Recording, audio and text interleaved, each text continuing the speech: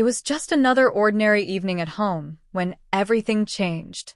I had finished dinner and was casually scrolling through emails when Melissa, my wife of 7 years, walked into the dining room. She looked tense, her fingers tapping nervously against her phone. Something felt off, though I couldn't have imagined the bomb she was about to drop. She sat down across from me, avoiding my eyes, and in a hesitant tone said, "I need to tell you something. I'll be traveling for a few days with Ryan." For a moment, I just stared at her, waiting for her to laugh, to say it was a joke. But Ryan wasn't just anyone. He was her ex, the man she once swore was a closed chapter in her life. Hearing his name attached to a trip hit me like a gut punch. My mind refused to process it. My wife, my partner, calmly telling me she was planning to go away with her ex. Who does that? But she wasn't joking. She didn't flinch. Her lips pressed into a thin line, her gaze fixed on the table as if bracing for my reaction. That's when it sank in. She was serious. The room fell heavy with silence. My chest tightened as though it was collapsing inward, yet I forced myself to stay composed. Losing control would only give her the excuse to label me jealous or insecure, and I refused to hand her that satisfaction. Finally, I broke the quiet with one question. Why? My voice was steady, though anger burned just beneath the surface. She launched into a carefully rehearsed explanation. It was for work. Ryan had connections that could help her career, and I should just trust her. Her casual, dismissive tone twisted my stomach. She wasn't hiding her betrayal. She was presenting it as if it were perfectly reasonable, expecting me to accept it. That's when I realized this wasn't carelessness. It was arrogance. As she spoke, I noticed her eyes flicking toward me. She was waiting, almost hungry for a fight. She wanted me to beg, to shout, to lose my temper so she could twist the story, call me controlling, jealous, insecure. It was a trap.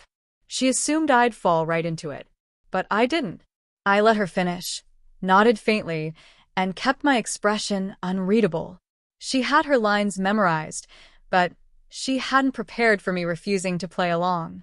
When her words faded and the silence stretched between us, I leaned back, met her gaze, and said just 2 words. "Don't worry."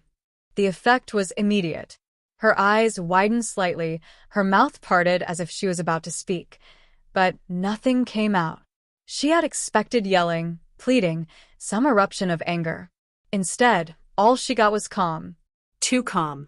And that rattled her more than anything I could have shouted. Her composure cracked. She shifted in her seat, clearly unsettled. Her voice trembled as she repeated, "Don't worry? That's it." I didn't respond.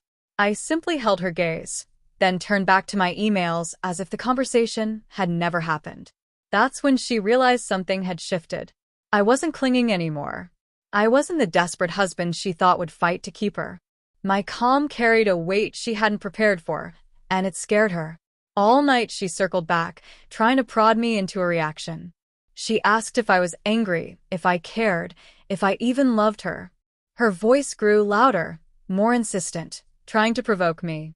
But I stayed unmoved. My silence, those 2 words, lingered heavier than any argument. The more I refused to react, the more shaken she became. She thought she had control, but in truth, she had already lost it. The next morning, I didn't wait for her to pack for her so-called trip. While she was in the shower, I quietly packed my own bag. On the kitchen counter, I left divorce papers with a short note. "Don't worry. I'm done." No explanations.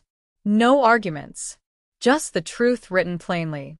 When she came out and saw the papers, her face drained of color.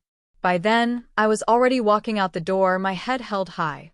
Melissa had assumed she could toy with my emotions, flaunt her ex, and still have me waiting when she returned. But she was wrong.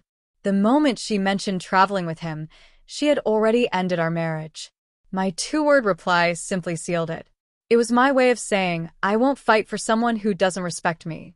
In the end, it wasn't shouting, tears, or dramatic scenes that shook her. It was calm certainty.